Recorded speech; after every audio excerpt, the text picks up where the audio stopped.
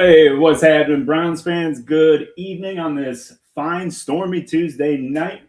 Special thank you to the OBR Streaming Network for hosting us and OBR.com. This is Pete and Joe. I don't even know how many renditions this is, Pete, but we're deep into the offseason. We got less than a month until draft day, and we've got Watson talk. We've got some number changes. We've got withdrawn rule proposals. We've got failed physicals. We've got all sorts of stuff, man. It's been a hell of a week. How you doing, Pete?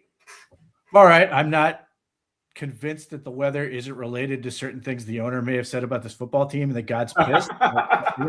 That's may or may not be connected. Yeah. You bet your ass they're connected, dude. There's no way. There's no way they're not. My goodness gracious. Well, let's dive right into that, man, because look, that's all anybody's talking about. And I feel like yourself and myself and most Browns fans, we're all on the same page with this Watson stuff. Yeah, the sooner we don't have to hear about it, the better. But hearing your owner say he's got a chance to take that swing and a miss and turn it into a home run, man, that was something else. Yeah, I mean, look, there certainly have been home runs off 2 strike counts, but there's just no way. It's like Felix Fermin is up there and he's trying to knock it out of the park. Would you say this is a 2-strike count, Pete? I feel like they struck out 3 years ago. I mean, is that not? Yeah. I mean, there was part of me that was thinking of writing something and had the headline being talking about necromancy because they're literally trying to raise the dead. Yes. In this particular instance, but like, I'm taking some solace in the fact that the head coach basically said, "Look, we're not doing this. We're not divvying up the reps evenly." Like he's already sort of said, like, I'm not that he's fixing it, but he's really seems like he's trying to give at least the other 2 guys a head start. Yeah. Well, and look, that's going to be all we talk about. From, I mean, outside of draft talk and what other picks and positions and stuff like that, as soon as the draft's over, all we're going to talk about is quarterback. All we're going to talk about is that competition, who's in the competition, who's getting cheated in the competition, who's getting a real shot versus who's not. So I think it won't take that long. We're going to see it a little over a week. Baby. Well, look, I think you and I both agree that I expect Watson to fall flat on his face. I don't see Watson hitting an NFL field as a starting player ever again in his career. That's just what I see. The way I look at it, Pete, is we go back 2 years, right? We go back to that Cincinnati game where he blew out his Achilles. Mm-hmm. The first, what was that, the 7th game of the year? Or was that the 6th game, something like that? I don't know. It felt like it was 30. Well, refresh my memory because I am convinced that for that first 6 to 7 game stretch in 2024, he wasn't even in the top 32 for quarterbacks. No. He was in like the 37, 38, 39 area. Mm-hmm. And look, you're talking about a guy who he did not recover from his first year and a half off mentally. We saw him get back to the game a completely different player mentally, right? He couldn't process well. He wasn't seeing things clearly. He wasn't throwing guys open. You name it, okay? What the hell's going to happen now that he's got 2 Achilles surgeries and another 2-year layoff? Yeah, I mean, you're even worse physically and worse mentally. My whole thing is when you take all the baggage out of it, if we signed this version of Deshaun Watson off the street, which no one would do, he is 3 ACLs, major shoulder surgery, and 2 Achilles into this thing.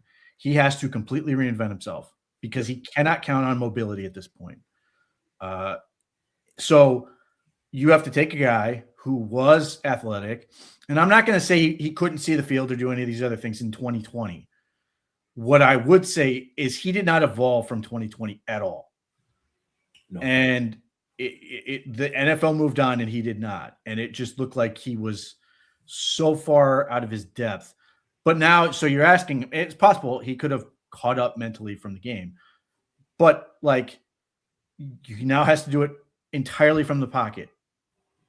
He has to do it from the pocket. He has to win from the pocket. He has to see things. He has to anticipate. He has to do all these things he's never really had to do. He's been more of a, not that he couldn't operate on time, because he's certainly done that, but he was more of a, hey, play breaks down. I can move around. I can do stuff. I can make plays. I can play a little more of a backyard style. That's gone because now he's got a race against the clock and the pass rush where he has to be able to see it and throw it. And I don't see that happening. I just don't. And I don't doubt you are going to hear certain reporters who cover this team who tell you how great he looks. And I'm going to sit there and wait until there's a defense on the field because it will not work. That's my whole annoyance with this thing is I wish the owner would have just not said anything about it and just let it play out because ultimately it's going to take care of itself. Instead, you put out this preposterous notion that it's going to be a great comeback story, and it's not. It's absolutely not going to be it. So you put me in a position, and where I'm sitting here, you go, God, I hope Shedeur Sanders really made the most of his offseason or whatever this period. He comes in ready to go, and it just eliminates that conversation entirely. Because when we get to like real football stuff, if they haven't brought in somebody else in the quarterback position, I will be, last year when people were complaining that it was unfair that the 5th round pick wasn't getting first team reps, that was ridiculous. Against Deshaun Watson, I will be with those people saying every rep that he's getting is a waste of time. That Deshaun Watson or that Shedeur Sanders or Dylan Gabriel should be getting those reps because those guys could at least theoretically play the position and have some upside. Whereas Deshaun, what is the upside here? He let's say he wins you one more game than those guys would win you. If that's not going to get you into the postseason, then are you going to talk about re-signing him? No, of course not. No person's going to try to re-sign him and extend his contract to keep him playing. So what are we trying to accomplish at that point? To me, I think the only element you run into is downside, which is the fan base that endured this, that was sort of went through this whole process and has been doing this thing where look, man, we're going to get through this with the whole contract. We've had to deal with this for this many years. One more season, he's finally out the door. We can do this. And then you're sort of being asked to sort of revisit this whole thing and now be put back in your face that somehow, some way that this thing's going to now be going to work. And it doesn't make any sense. So there's no incentive for them to put Watson on the field for me. Yeah, I would agree with that completely, Pete. There's legitimately zero incentive. This isn't a guy that you have in mind for the future. You just don't. And I can appreciate all the, anything's possible regarding an extension and everything like that. I got to tell you that I don't know what would happen to me emotionally if I had to come to grips with the fact of an extended Deshaun Watson. More Deshaun Watson. You're like, yeah, we've been desperately trying to wait for this to go away, and now you're saying I get more of this. Yeah, I mean, right? It's already been the longest 5 years I can think of. Man, this is crazy. Yeah, this is absolute insanity. It is crazy how long to think of how long this process has been with him. And just how much damage this whole thing has done to the franchise. It is really difficult to calculate. There's light at the end of the tunnel.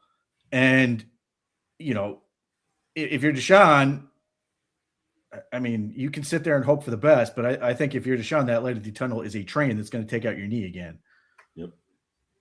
Yeah. Well, Deshaun already won. I mean, on the field stuff is, that's a whole nother whatever. I'm sure that he would love to go out on a higher note or have a better legacy to leave behind. But that stuff has been just absolutely fricasseed, man. That's done, so I find it funny that there's legitimate fears that you hear people talking on local sports radio. The last thing you want is to finally figure this thing out and then have him go play somewhere else next year. When I heard that, I almost swerved off the road. Nowhere in particular. I would have aimed for a ditch. No big deal. But just something to there's a lot of stuff I just can't handle lately. That's one of them. Well, I think you and I have dealt with this. We know people who basically put the team down and just said, I'm done. And this is the thing. I think the people who are saying this, they'll be like, fans won't care if they win. You're not going to get fans who are going to protest and take signs and do this. They just stop. they just put it down, or they stop going to the games, or they stop caring as much as they used to. And they're just like, I'll do something else. I'll watch Red Zone. I will casually pay attention to the NFL as a whole. I will not invest myself into this team. And, it sucks. Like, I'll use Twitter as an example. I can think of a whole lot of people who used to be on Twitter that like were fun conversations to be had with the Browns, and they're just gone, or they're still there, but they don't do the Browns anymore, or they're like, they do talk about other sports, whatever, but they are just gone. Yep. So if you're somebody on the radio and you're going, oh, fans won't care, because those people aren't calling in. They're not going to tell you that they're done. They're just going to turn it off. And you don't have like a way to track that. All you get is, you get the lunatics who call up and go, no, I just want to win football games. And like, cool. But like, that's not representative of reality. Yeah. Well, and that's the thing too. You go back a year, right? And the most refreshing thing I had heard from Jimmy Haslam in years and years and years was that was a swing and a miss, and we're going to get it right. I love the fact that somebody acknowledged that it was a bad decision. It didn't work out, and we're going to move on. And I know that he wasn't going anywhere. We knew he'd be on the roster. We knew all of this stuff was going to happen. And like, this is another thing we've talked about. Legally, they can't tell him to go away. They can't just sit there and be like, yeah, he's just, look, it is what it is. I guess he's going to be there awkwardly. He's not a part of the team. He's not this and that. They can't do that. So it's like they have to at least do the dog and pony show. Like, yeah, it's a competition. He's going to try to, set things right and, redeem the trade, this, that, and the other. They're saying what they have to say legally to, support a player in their organization. You never want to drag a guy, whether he's beloved or hated. You never want to drag a guy in your organization. It looks bad on you moving forward. And like, that's that. But man, if there's even an inkling of truth to any of this stuff, it would be devastating. Well, the thing was, when he said it, it gave the people in power permission to not pretend it was a thing anymore and to operate as if they were looking for the next guy. Like, we had, they went through the process of, are the Browns going to trade up for Cam Ward? Obviously the Shedeur Sanders stuff at 2 was nonsense, but Jackson Dart wasn't.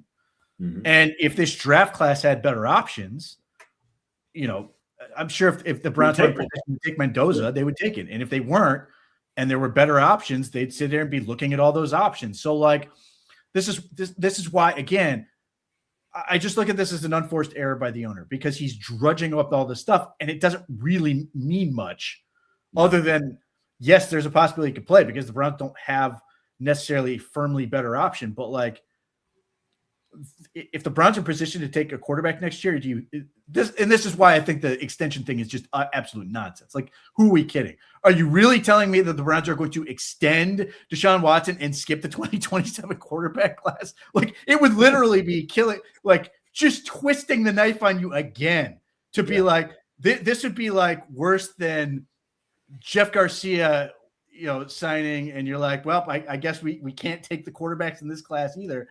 And then, Ben Roethlisberger goes by the wayside. Falls to Pittsburgh. Yeah, like, so I find that all that unbelievable. So yes, I get it from a legal standpoint, but like, he just could not stop and like had to sell it, as opposed to not. Again, he doesn't really understand. I keep being told this is a business, and this is not good business for him, because you are potentially alienating your customers while you're building a hugely expensive stadium, which is going to have ticket prices for everything going through the roof. Yep. Which are going to price a whole lot of people out of that thing forever. And you're like, yeah, this is going to be great. And like, again, you continue to give people reason to not want to engage with your football team.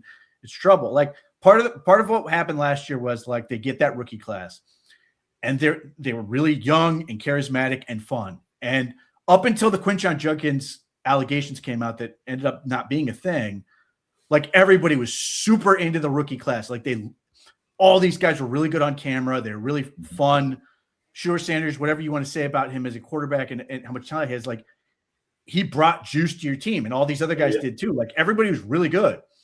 That's the shame about the whole thing with Judkins, is he was awesome in terms of like great smile, energetic, great conversation. Like, they had a whole Carson Schwarzenegger is awesome, and all these people are like, great, man. I want to latch onto this group and like, let's see where it goes. And if Shedeur Sanders could be a quarterback for this team, awesome. If not, it's not the end of the world, but like, it's way more fun to think about what this group can be rather than continuing to drag on with this whole other thing. And like the way the Judkins things played out sort of sucked a little bit of the life out. Now, fortunately, when they got on the playing field, those guys were all really good and it sort of got people back into it. But like now you're sitting here going, these guys are going into year 2.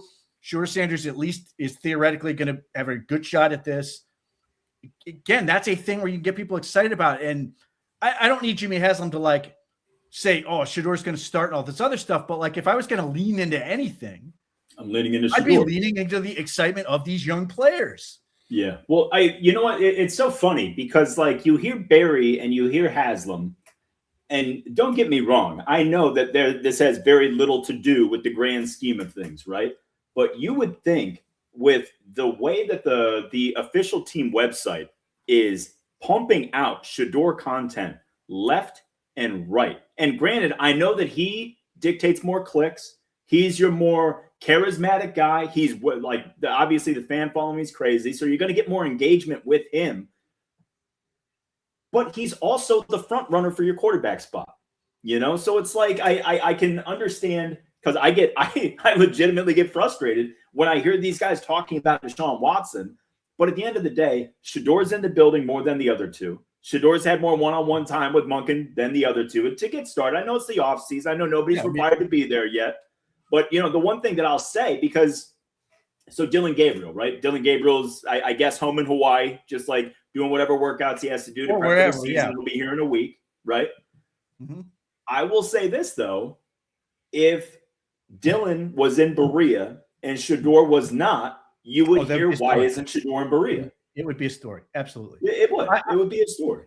I agree with you. I don't look at Dylan not being there as a negative yet. Yeah. Because he could be working his ass off. You know, but I don't know. But I do like the fact that Shedeur is in there, and I'm hoping he's working his ass off and doing everything he can, because I hope he looks at this and goes, this is a great opportunity for me. I don't want to waste it. I want to prove all the people who, you know, if you know, he's the type that uses, you know, I know he's a guy who claims he's like Teflon in terms of nothing gets to him and all this stuff. But if he's like getting a little bit of that, well, people don't think I work hard and this, that, and the other thing. And I've been handed everything and all this. And hopefully that's fueling him to prove everybody I'm all for it. But to your point about the Deshaun thing or the Shedeur coverage stuff, their team, if Shedeur sneezes, the social team will tweet out, bless you. Whereas Deshaun Watson's videotaped his entire, constantly was pumping out his own videos of his rehab. The team never touched it, ever. Never looked at it. Like, you had to go looking for it. And I'm sure that the 5 people who were watching those videos were really excited about it. Maybe Deshaun watching himself, but there were nobody cared. The team wasn't engaging in it or anything, but that's where I sit here and go, you know, I have to give myself that reality check that there seems to be this element of they know what the score is, but they're going to sort of, again, be polite about it. I've always referred to this as sort of as non-aggression pact between the two sides, that you don't do anything, we're not going to do anything, which is fine. Yeah. But, you know, again, this is why I'm hoping that, God forbid, nobody gets hurt other than, you know, like Shedeur and Dylan Gabriel don't get injured. And that one or both, hopefully both, just blow Deshaun away and we're not talking about it anymore.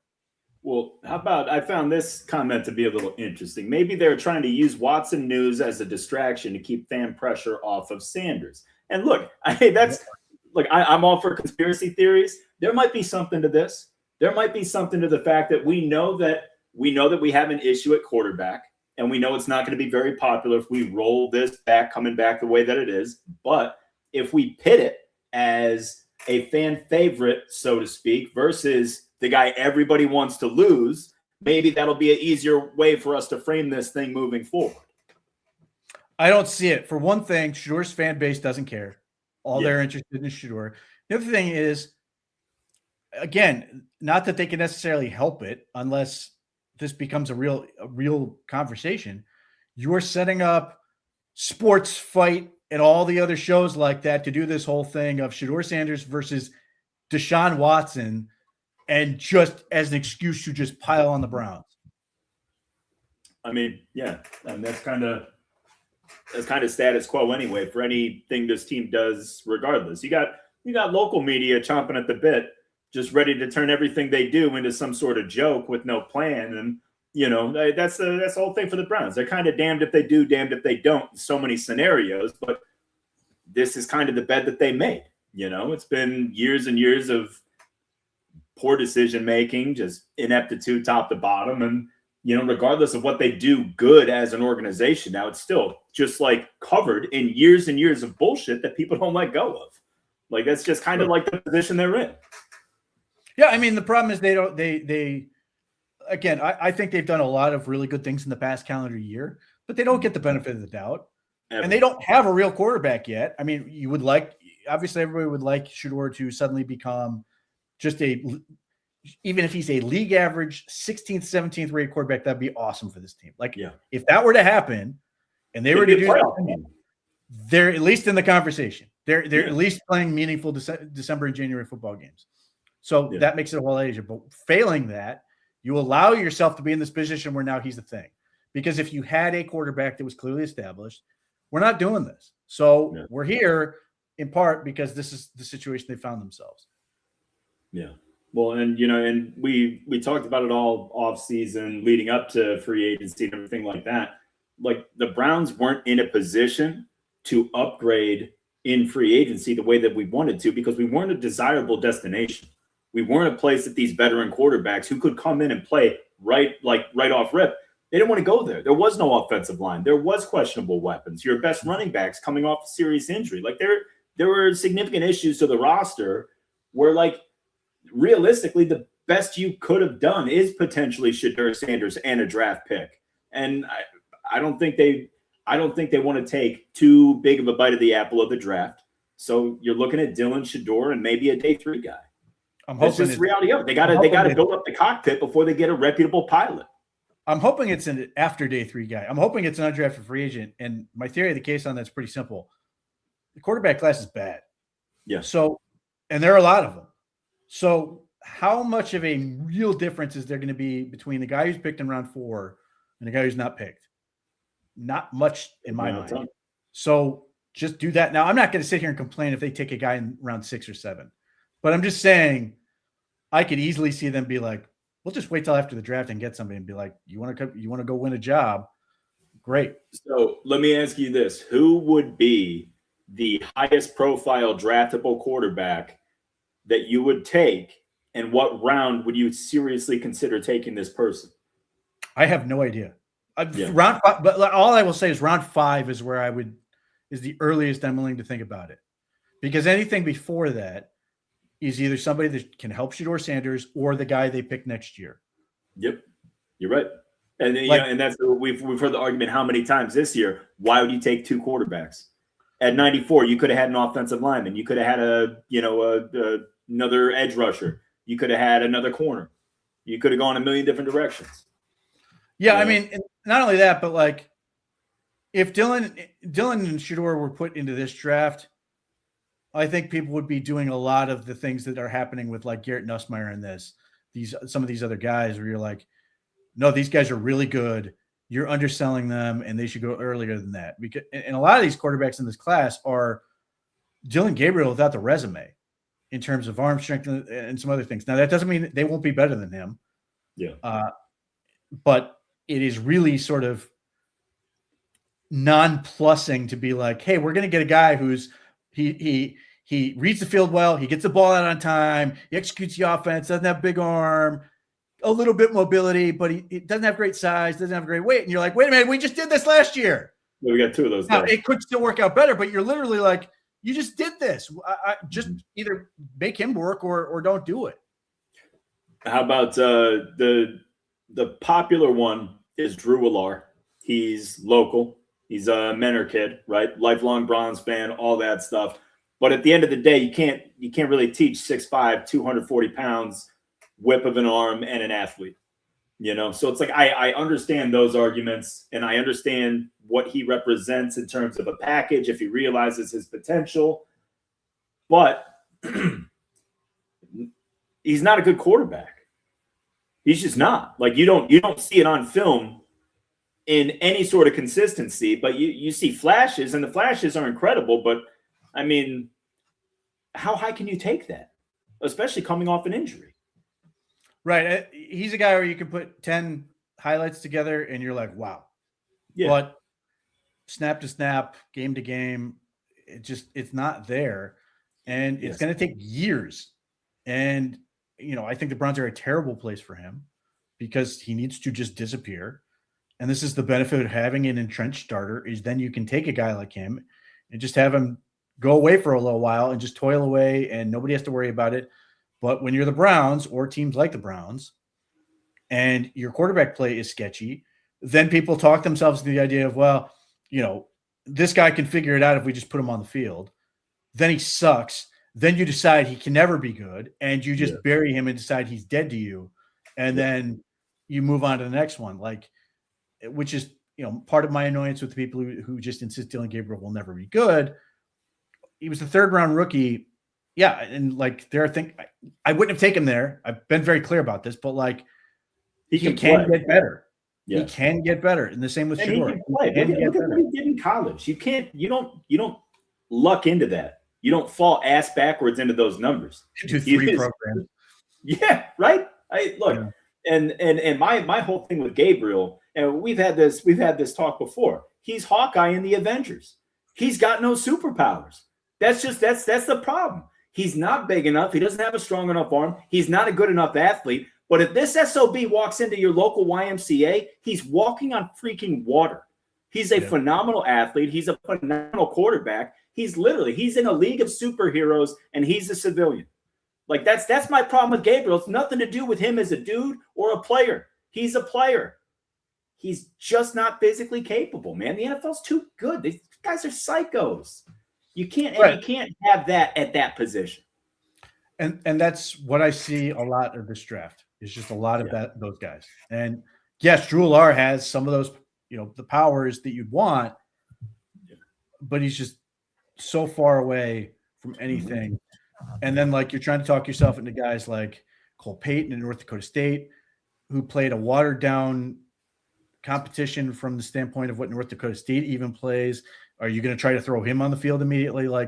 Taking a long-term project when you're immediately then going to go into a draft, you're like, we're going to go and get a guy. Yeah. It doesn't make sense. So you're taking another short-term. This is why I sit there and go round 5 or later, you go, I get a guy. And if he surprises me and he's interesting and I can keep him, great. If not, I can cut him or whatever. And it's not the end of the world, but that's why I'm just not enthusiastic. The class isn't good. I don't like the Browns setup necessarily for it with what they have.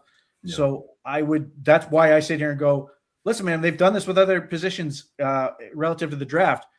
Find your Ryan Hickman of quarterbacks and see if you can't get something that you like from there that costs you nothing.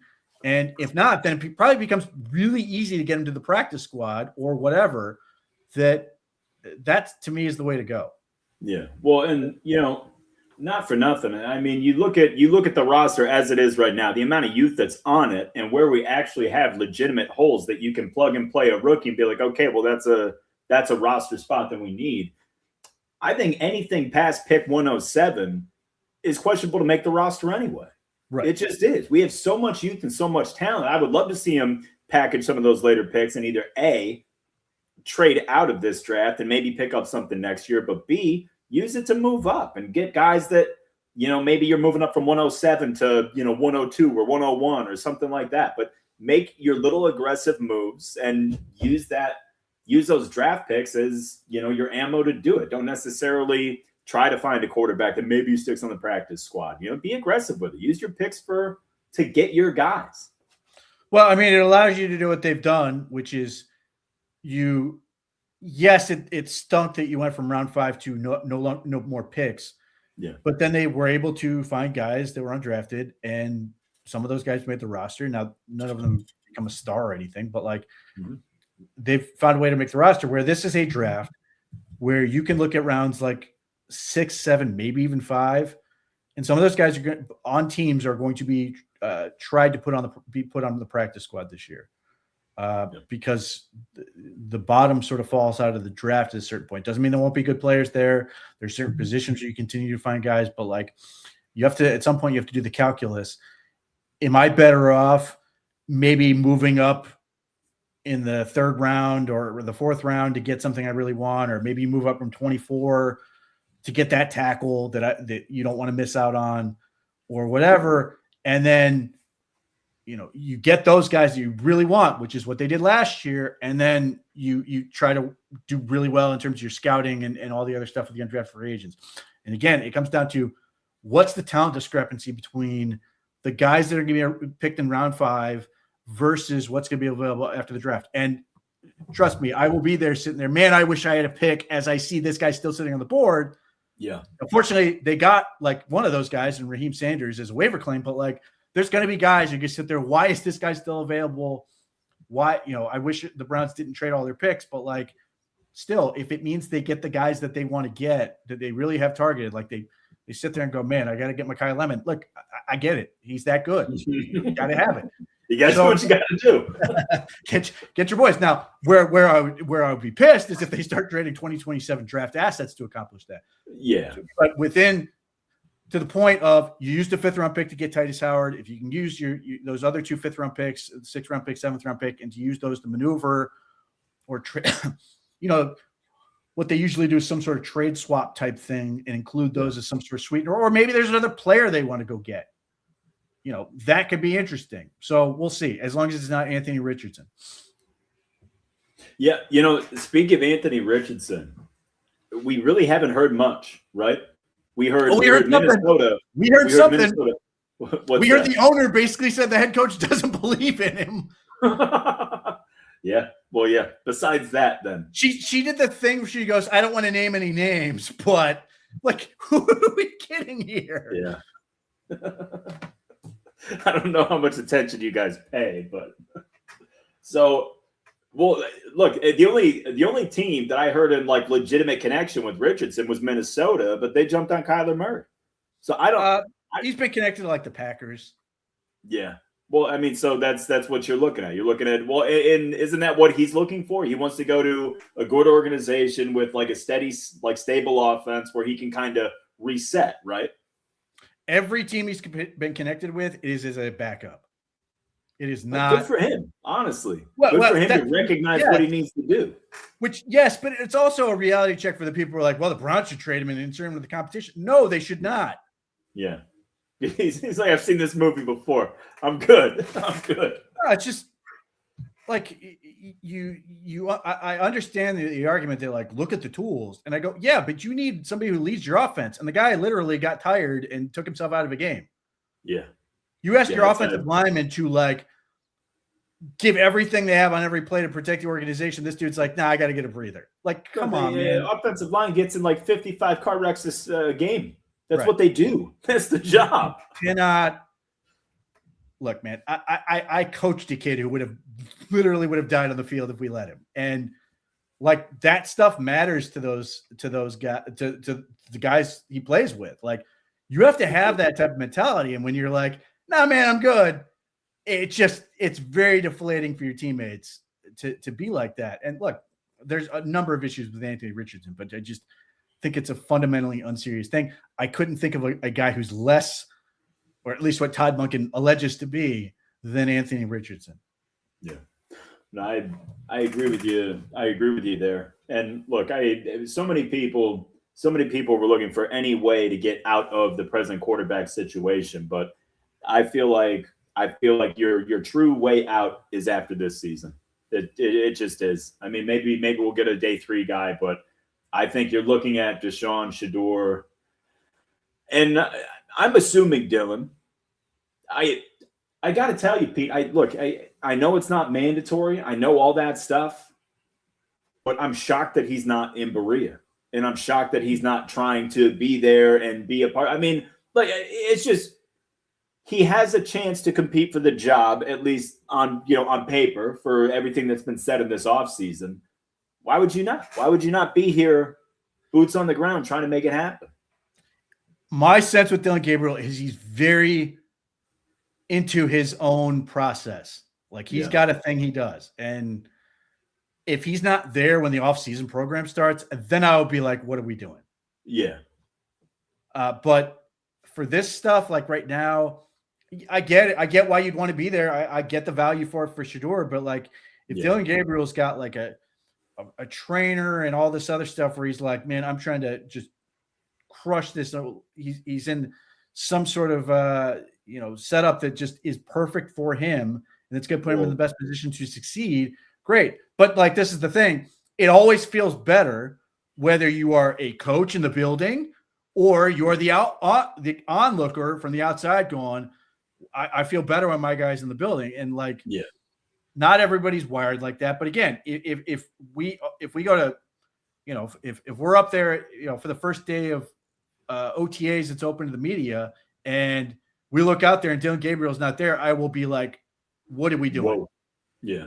Well, and look, and obviously the one that brought this up, but let's be honest, if you're spending, this part of your off season in Hawaii as opposed to Northeast Ohio, I get it. Do you, enjoy yourself? I can't really argue that. But still, I did find it a little interesting just because of the position that the position is in and that he's in personally. I think it makes sense, but as you touched on, it's really not the end of the day. And, OTAs is when it gets serious and when there's going to be consequences if he's not there. So listen, we give him some time. I don't know about anybody else. I'm not real eager to get on a plane right now. Just saying. So he may be waiting that out. Yeah, you're not wrong there either at all. God. Yeah. Yeah. It's another very good point. So we talked about last week, Pete, we talked about tight ends. We talked about defensive ends, just kind of trying to map out some options for the Browns a little later in the draft, pick 39, pick 70, pick 107, that sort of thing. So this week I wanted to break down some wide receivers. A little later, we'll break down some cornerbacks. So I got 10 receivers and I've got 2 bonus receivers here. Mm-hmm. And I figure we can just kind of go down what you think about them, what kind of fit they'd be with the team, and what kind of outlook you have on this guy in particular. So for starters, and this one I even noticed you had a conversation earlier in the day about this guy, but let's talk about Chris Bell from Louisville, who at one point was a pretty comfortable top 1 or 2 receiver in this draft before that ACL injury, or at least on paper he was. What are your thoughts on Chris Bell? So let's start with the fact he's injured. Yeah. Don't like that. And I think people discount that stuff. I saw an interesting theory from Lance Riesland. I don't know if it's true or not, but it's an interesting theory. His theory of the case with Zach Zinter is he's never been right since breaking his leg. And that is why he has not really been the guy that, and obviously he could still become a factor, but like that has limited him from being what he could be. Yeah. I didn't like it at the time that they drafted an injured guy, but like you just don't know. Like you can try to project these things out, but you just don't know. Yeah. So the fact that Chris Bell's injured, I do not like. I do not like the fact that it took him as long as it did to break out. As a sophomore, he had less than half the yards of Browns legend Jamari Thrash. And then as a junior, when he, I guess, broke out and had like 750 yards or whatever, he was waiting his turn behind Ja'Cory Brooks, who signed with the Washington Commanders as an undrafted free agent. This does not make me feel good about the potential of Chris Bell. And then he obviously became the number 1 receiver. This year, he had 3 games in a row where you sit there and go, wow. Yeah. His Miami game is legit impressive. He had there's a 3-game stretch with like Pitt, Miami, and somebody else. It's like half his season of yardage. And the Miami game is like it. There's wow stuff on there. He's incredibly fast with the ball in his hands. I don't see a big route tree for him. He's fine catching the ball. He's got pretty good hips in terms of contorting himself and being able to get the ball and stuff. My worry with him, and I don't know if these two are necessarily comparable. I just get very worried about his ability to separate, and there's a lot of his targets are contested. And then I get Xavier Leggett vibes. It's a lot of the same stuff. He's a really good athlete. He's really big. And then you sit there and people struggle with the question, well, why did it take him so long to sort of be a dude? And again, not quite as long as Leggett. Leggett literally was a senior. Yeah. Chris Bell started to come on as a junior. But again, when you're talking about what I could get at a various price point, like even if Chris Bell's healthy, the second round might be tough. And now with the injury, it's not a conversation for me until day 3. And I'm genuinely curious if the NFL is going to actually have the same opinion. I still see people talking about him late first round. Yeah. If that's the case, I hope it's somebody that's not the Browns and they push a player down it's not like I have anything against Chris Bell. Like, I get it. He's 220 some pounds. Yeah. He catches a lot of comps to AJ Brown, which I think is interesting, but still, like, that's the, when you get a size speed package like that, it's a treat. Yeah. But like, he scares the crap out of me. It's like, it's not something I want to preach. And again, like, going back to the injury, he's a developmental receiver who now has to rehab from the knee, and you probably writing off a large part of his rookie season, because whenever he finally does get healthy and ready to compete, now he's got to learn everything. Yeah. And practice and do all these other stuff. So you're like, okay, now when are we going to actually get something? And that I hate drafting injured guys. Yeah. Well, and you're the one who brought this up when we talked about it. Honestly, probably months ago. Historically, those guys don't work. Like, injured players struggle more so than even usual draft picks into the league. It's hard enough to make this jump. But as you put it, not only are you learning how to be an NFL football player, but you're rehabbing at the same time. That's a tall order. That's a brutal thing to ask a young man to do. And in a position like wide receiver for the Browns, you need to hit the ground running day one. Like, we need immediacy out of this draft. We do. So I definitely understand the hesitation with the ACL. Moving down my list, and now this is a guy that I genuinely am very intrigued with. Is Jeremy Bernard from Alabama. What are your thoughts on him? He looks the part. He does a lot of things where you go, I understand why people like him. There's a lot of stuff you sit there and you go, I think this will translate. When you look at his athletic profile, it makes a lot of sense. His 3 cones, 6'7" at 200 something pounds, really good. And you see it on the field. His body control, his stop-start ability, stuff like that. It's really impressive. Like, really good. Not very explosive. It is illustrated by the jumps. His 40's fine. His acceleration short term is very good. Like, he gets up and going real quick. Has some decent, like, he'll fight for yardage. He'll do a lot of stuff. You sit there and you go, yeah, I get it. He catches the ball, like, in terms of, if you just do the numbers, his catch rate and drop rate are, I think, the best in the class. I do see some double catching. I don't necessarily see a great catch radius, even though I know there's some crazy plays where he catches a ball behind a guy's back and some stuff like that.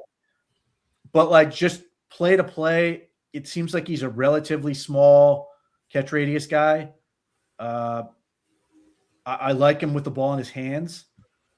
The stuff that I don't like with Jeremy Bernard gives me pause is, one, he's never really been that productive.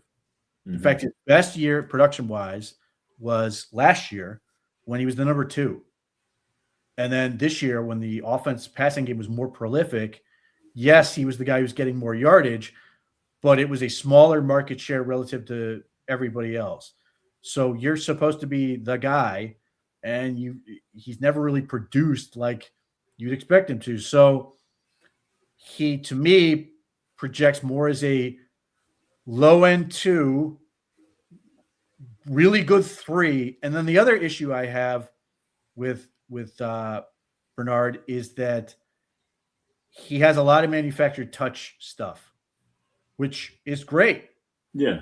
Except that the Browns currently have a guy who was a former third-round pick, curiously enough, which is the other thing that sort of gives me some, not that they're the same prospect, but just you have sort of this guy in Malachi Corley, who was really good in manufactured touches last year. So if you then decide, well, we're going to take Jeremy Bernard and we're going to give him manufactured touches, what is Corley here for? Corley is probably not as like bursty as Bernard, but he's bigger, and he's a son of a bitch to take down, as we've seen with the ball in his hands. He's pretty good from that standpoint. I'd like to explore more of what he can do. The stuff that I guess surprises me a little bit with Jeremy Bernard is he doesn't return kicks or punts. Seems like returning punts, he'd be really good. But Malachi Corley does return kicks. Yeah. So, like,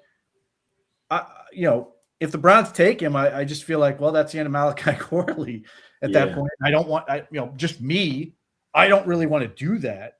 And again, what am I, if I have to pay a second-round pick or a third-round pick for a guy I see as probably a low-end 2 or a high-end 3 for what the Browns have, that's really not very interesting to me. So regarding Bernard, I feel like the bulk of your issues are that he's not as productive as he should be or as that you would like to see. But I mean, but there's layers to this stuff. I mean, last year was Kalen DeBoer's first year, right? And he had Jalen Milroe. And like, that's an interesting, number one, that's not necessarily your most consistent passer in the world with Jalen Milroe. And number two, it's a new offense, new regime, all that stuff. So I could understand a little bit of an issue there. And then this year you had Ty Simpson as a first-year starter. The stuff with Ryan Williams. Ryan Williams completely bottomed out this year. I mean, it was some wonky stuff going on in Alabama that I guess obviously you always want these guys to be more productive, but there's, Let me ask you a question. Yeah. How do you feel about Brennan Thompson as a quarterback or Marcel Reed? Because that's 2 of the 3 quarterbacks that Casey Concepcion caught passes from. You're right. You are correct. This is the thing. It's tricky because you're not bringing up a bad issue. It's just like there will be people who somebody's like telling me Julian Sand was holding Carnell Tate back. I was like, have you seen some of the bums that are catching some of these receivers are catching passes from? Yeah. Like Stanford, like whether it was Elik Eyamanor or now Roush, they're like 4 quarterbacks. Yeah. Here's the thing.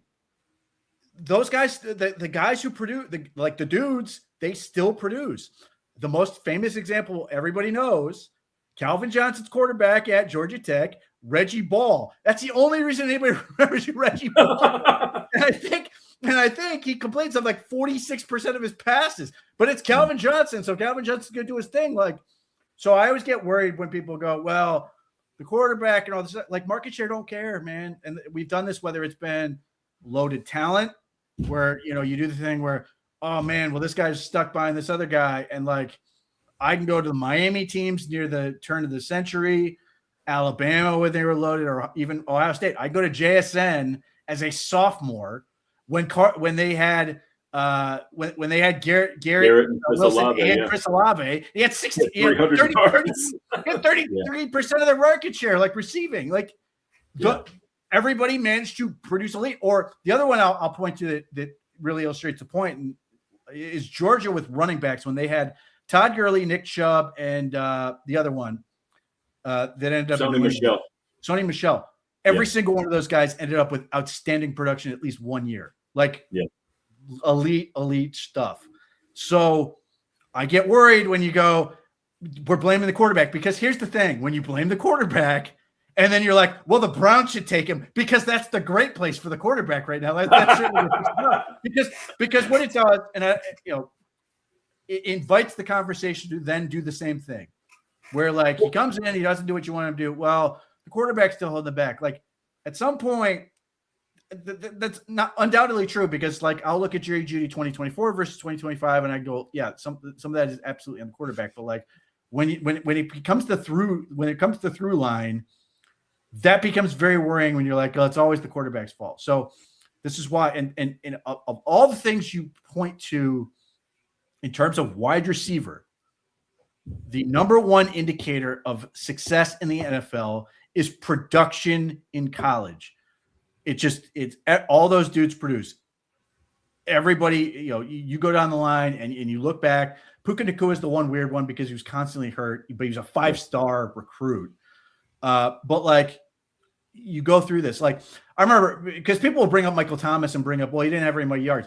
Market share, he was really good for Ohio State. They did not have many passing yards. So like, that's why market share is a really good way to sort of level the playing field. And then you can incorporate level of competition, all this other stuff. So like, even watching Jeremy Barrett, there's a lot I liked, but I also felt like I wish I was getting more out of him. Yeah. Well, look, don't get me wrong. You make very sound arguments with all this stuff, but like there's outliers. There just are. And there's, is that how you want to go? Well, no, of course not. Of course not. But like, it's tough for me to look at certain situations and be like, oh, well, he should have been more productive. I mean, ideally, yeah, but there's so much stuff that goes into it. The protection issues for Alabama, Ty Simpson getting hurt and struggling down the stretch for Alabama. There's a lot of stuff that goes into it. So like, maybe I'm not quite as, driven by numbers. If you were to forecast his role for a team, what do you think he ends up being? Wait, what's that? If I was going to forecast a role for Bernard? Yeah, like what do you think? Where do you think he would end up? I think Bernard has the potential to be that, like what I've been asking for opposite of Judy, that, low 1, higher to middle 2, that can just be a dude across from Jerry Jeudy. I think eventually, yeah. I see a legitimate skill set. I see a decent sized kid. He's certainly not small by any stretch. He's Alabama sized because all their receivers are the same size. They're all basically 6 foot, 6'1", 200 pounds. Yeah. And if you look at what the Browns have, okay, I really like what Isaiah Bond could potentially grow into, but I think like me and you both have him as like a high-end 3, best case scenario, or a 4, Cedric Tillman, we can't rely on. He doesn't stay healthy. I love Ced. He's a big-bodied kid, and when he gets even remotely decent quarterback play, he makes plays. He's a solid player. Like I like Ced Tillman. He's in the last year of his deal. He can't stay healthy. It's just that simple. So a guy like Jeremy Bernard, yeah, he can make an impact on that wide receiver room. I absolutely believe that. Huh. I don't know how early I take him. He probably ultimately goes somewhere between 39 and 70. I don't. Yeah, that's rich for me. That's just well, especially 39. Yeah. All right. Let's. Okay, so this one I'm intrigued by. Chris Brazell from Tennessee. What do you think about him? Because he's a big kid. Isn't he 6'4"? He's 6'4". He's 200 pounds. But he doesn't play to it. He doesn't play to it. And he doesn't run many routes. Yeah. And for a guy who's supposed to be this fast, 4.3 speed and whatever, a lot of his targets are contested. Because he's just not very good at playing wide receiver. Yeah. And ultimately, what I see is, why am I taking Chris Brazell, who, and I remember watching the Georgia game and being, wow, this kid is crushing it. And it's a shame because that was it. That was his season. Not that he didn't make other plays, but just you watch that game where he had like 180 yards against Georgia, like, oh my God, this kid's going to be like the thing. It just never went anywhere else. He wasn't that productive at Tulane for 2 years.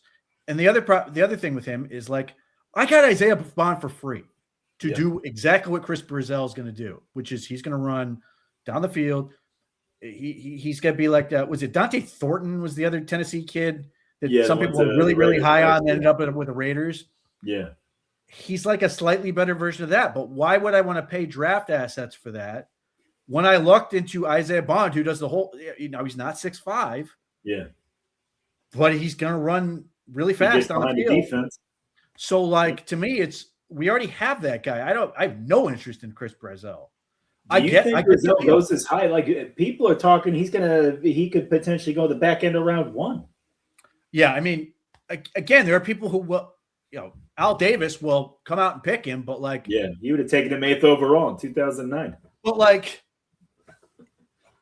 look, man, if you like, let's say best case scenario, like let's say he goes in round 2 and Buffalo were to get like Boston or something in round 1. They're like, screw it, we're going to get another receiver. And they have Josh Allen and they take Chris Brazell. I'd be like, I still don't love it, but at least I understand. Like, you got Josh Allen, you're going to send this kid down the field. They got to cover him, or he's going to, or the Bills are going to score like 20 touchdowns. Like, I get it from that standpoint, but for the Browns, like, this is the thing where Isaiah Bond, and again, I never bought into the idea that he was a 3rd-round pick, though Chris Brazell is a good example of how expensive these guys can be. Yeah. You got this dude for free. He did show some growth in the past year. I see no reason to go get another one of the same thing. And it's not like they signed Isaiah Bond to a 3-year deal. Like, it was a real contract, not like, you're going to see what he does and we can cut him a mobile. Like, the Browns made an investment in him. Yeah. Well, and they guaranteed a large portion of it, didn't they? Yes. So, again, I get the skill set. It's valuable to have those guys. Like, the Browns have had, like, if Chris Brazell turns into what the Browns got out of Brashard Perryman for that one glorious little stint, like, that's all great. Baker. Yeah. He was great. But he was. In 2018, he was fantastic. He was fun. Now, that's what I see, like, where Chris Brazell could be really good for you. But, like, Browns have a guy that can do that. I'm hoping he's going to get better. And again, if the Browns do it, I hope they do, and they build up the other stuff, like, he becomes more dangerous. And every second game or so, suddenly Isaiah Bond catches a 40-yard ball, and you're just like, yeah, love it. Well, and as soon as Shedeur hit the lineup, you started seeing Isaiah Bond get worked into it. Well, he started looking for before it. That. Unfortunately, the little boy Gabriel could get him the ball over the big people and couldn't get the ball out because he was wide open. Yeah, it's a shame. Like, and this is not to go back to the quarterback thing, but this is why I want the alien. I want the guy who can, like, use the whole field and do all these other things, because, like, suddenly Isaiah Bonds and behind the defense and nobody's covering him, and you're like, no problem. Okay. So here's a name that I had hardly done any work on, and I hear him constantly being talked about. Skylar Bell from the Fighting Dan Orlovskis. Tell me about Skylar Bell. Okay. So Skylar Bell is a very complicated conversation, because on the one hand, he was at Wisconsin for several years and didn't do anything. Yeah. He goes to UConn. He is almost 24 years old. And unlike dude from Vanderbilt, who I misaged he's last actually year, 24? He's 20, according to PFF, 23.7. So simultaneously have these two things at odds. It took him a while to figure it out. And then he became one of the most efficient receivers in all of college football. Like, at various levels of the field, he was great for UConn.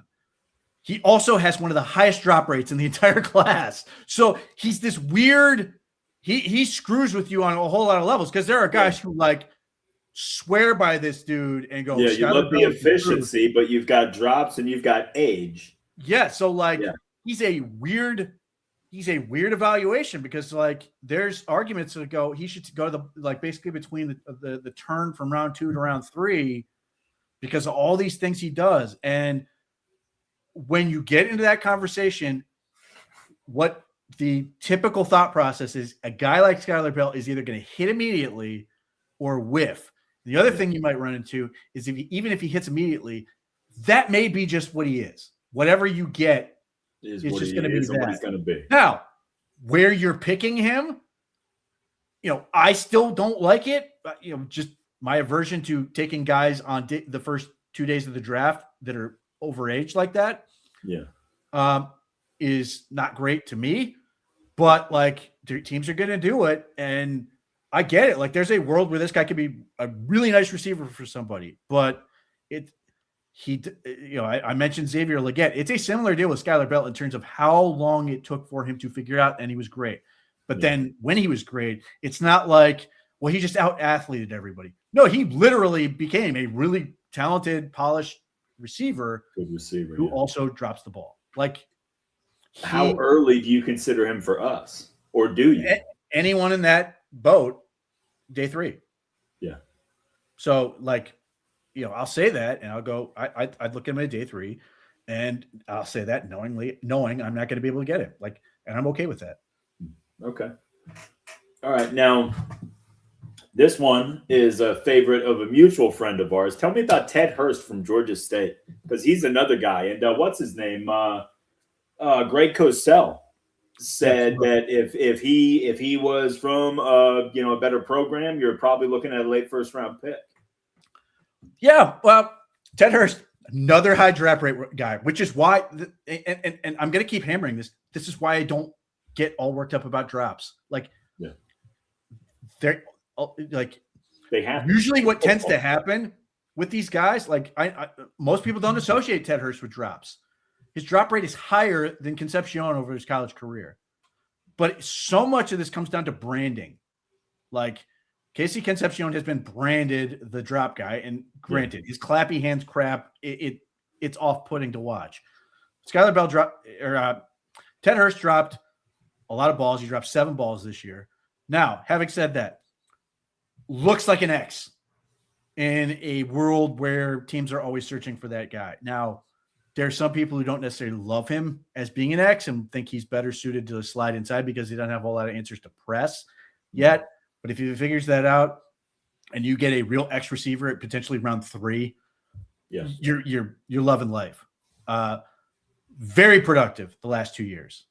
And it's tough because Georgia State plays in the Sun Belt, but they played some real competition and he had some mixed results. Like, they played Ole Miss, had 1 catch for like 6 yards. Yeah. He's beaten up on Vanderbilt 2 years in a row. And did, okay, on average against James Madison. There's a real skill set. He's got real speed. Really impressive at the Senior Bowl when he got a chance to go against those type of guys. So I get the appeal. Like, he's fun. And, you mentioned Greg Cosell likes him. Mm-hmm. The data, like Jim Coburn's data, loves him. He put out an article today calling it basically the new age guy that teams are always searching for, which makes me worry that, like, would not shock me if somebody takes him in like round 2. Yeah. Which, again, too rich for me, but I get it. Yeah. But, like, the thing you wish with Georgia State, and, like, if you're the Browns, they typically sort of shy away from these type of guys, except when they get to play real competition. So, like, famously, Alex Wright at UAB played Georgia, and the Browns felt pretty good based on how he played against Georgia. Now, so maybe the Browns look at, like, what he did against Ole Miss, even though he only had the 1 catch, and we're like, this dude's fine. Or one of the other, Vanderbilt or whatever, and they're like, no problem. Mm-hmm. But there's a lot to like about him. But there's a reason, I know Greg Cosell's saying it's if he's at a bigger school, and maybe that's true. I do think he's still got some stuff to work on, but the tools are fun. The tools are fun. The production's fun. Like, everything from a metric standpoint, easy win from that standpoint. So, like, he's a guy I get. My only hang up is, as I've said all along, my goal is to get a true number 1 receiver. Mm-hmm. And I don't want to end up in a world where we do another middle round guy who just gets thrown on the pile. Now, again, as I mentioned, there's a world where he's a, like, legit number 1 receiver in the NFL. How likely is he to reach that outcome? I'm not sure. I'm curious to know how the Browns really feel about him, but he's talented. He's really talented. So, safe to say, if they want Ted Hurst, they're likely looking at pick 39 as opposed to 70. I'd say, like, maybe. I mean, like, I think it's one of those situations you're like, we can't take him at 39. Yeah. But if he's sitting there at 70, maybe. And, if somebody takes him ahead of him, okay, fine. Like, that pushes somebody else down the board. But, like, Ted Hurst is one of those, I think watching during the draft could be really interesting to see where he actually ends up.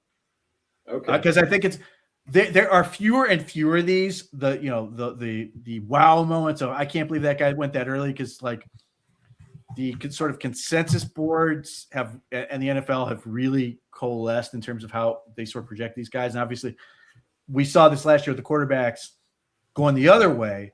Mm-hmm. Well, like, Ted Hurst is one of those guys this year where he could go early enough where people are like, wow, they went with Ted Hurst that fast. All right. Well, I already have an idea of what you're going to feel about this next guy, but let's go North Dakota State. Let's go Bryce Lance. Bryce Lance is older, right? Isn't he 25? I believe so. I Okay. believe not just 24, Yeah. like on his way to Oh, yeah. 25. Yeah. And a big-bodied kid, though, right? Is he related to Trey? Is that the Brother. his brother? Okay, there you go. So he's got it in the genes, I guess. And he's athletic. Like he's Yeah. got crazy athleticism. He has no idea how to play wide receiver. Yeah. None. So you are taking a 24 and something wide receiver. You have to teach how to play wide receiver. It's a multi-year project. He'll be ready to go by the time he's 28. Who are we kidding? And again, at North Dakota State, where his game was like up and down at North Dakota State, like not for me. I mean, again, if you want to get into day 3 and you're like, hey, we'll take a shot on, but again, Isaiah Bond does the things that you're sort of looking for from this guy to do it. So somebody's going to do it, could do it way earlier than they should, in my view. Maybe it will work. I just don't see it. All right. How about Antonio Williams from Clemson? Yeah, I wish he was more productive, but he's really talented. Another guy who drops a lot of balls. He's a really good route runner. He's really smooth in and out of his breaks. He does a lot of things where you're like, wow, that's really impressive in terms of just his ability to shake defenders.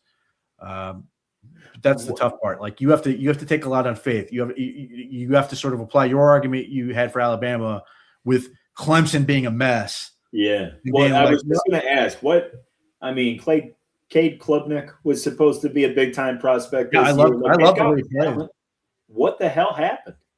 Yeah, it's like program wide shit the bed. Yeah.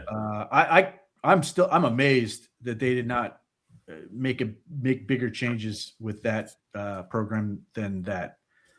I mean, I know they owe Dabo a ton of money, but like it's terrible. Yeah. So anyway, Antonio Williams, more productive last year, had a pretty good year.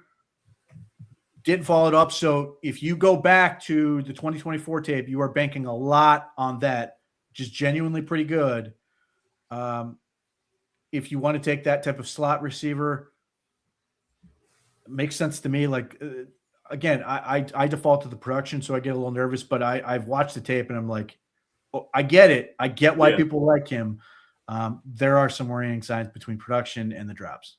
If they took, let's just hypothetically, if they took a Cornell Tate at number 6, would you see maybe, number 70, Williams enter the conversation? Maybe just get that slot option. I could see it happen. I don't know that I'd love it. Yeah. I would be something like, listen, man, they're watching the same tape I am. I get the appeal. I just wish I had more concrete evidence behind being able to project him forward, and it's just not there. All right. Well, next guy on the list is he's a guy that I like. He's a guy that you do not like, and you pointed out some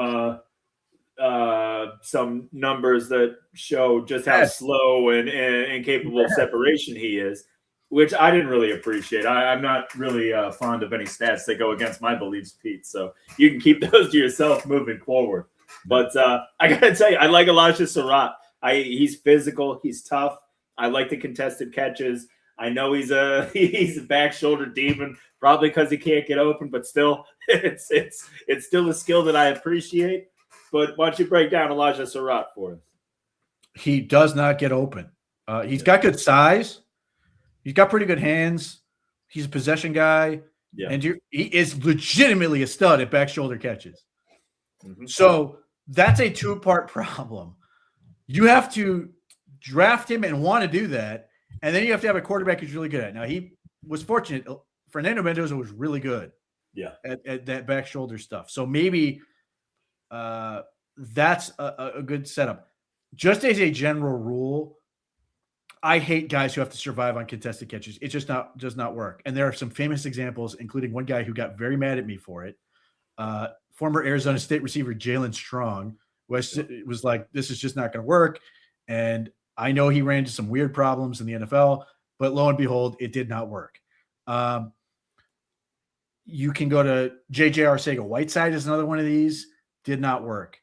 Keon Coleman just does not work.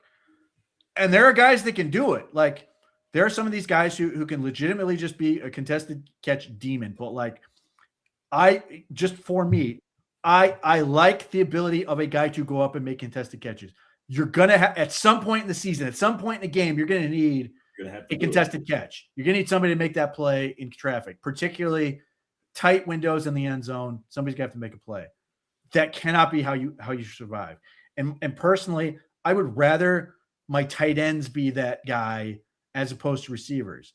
Now, it helps that I like a receiver who does all these things really well. And Kyle Lemon, Cornell Tate, certainly a guy who does that really well.